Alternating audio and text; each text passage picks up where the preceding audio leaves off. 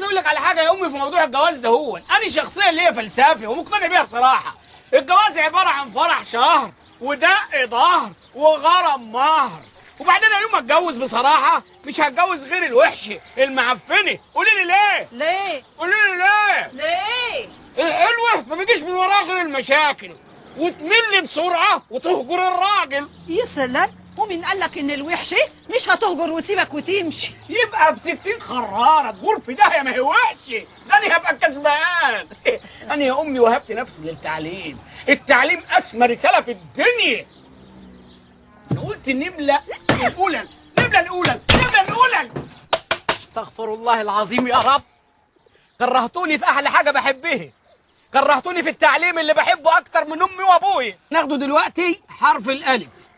حرف ايه؟ الالف. حرف الالف ده من الحروف المميزه، ولما بتبقى الهمزه فوق بنقول لما تبقى الهمزه تحت بنقول ايه. انت يا بنت يا صباح، انت بنت مذاكره قولي لي يا بنت كلمه بتبتدي بحرف الايه. ايه؟ لا ايه دي تقوليها لما ترتاح انت امك كده جنب الفرن جاتك نيله. انت يا واد انت ايوه يا فندم. قول لي كلمه بتبتدي بحرف الايه. اليسه. مين يا اخويا؟ اليسه. مين اليسه دي؟ واحده كده بترقص وتغني، بس ايه زي لقطه القشطه يا فندم. نيل يا عجل يا هبل. انت يا راجل انت قول لي كلمه بتبتدي بحرف الايه. انتو. مين يا اخويا؟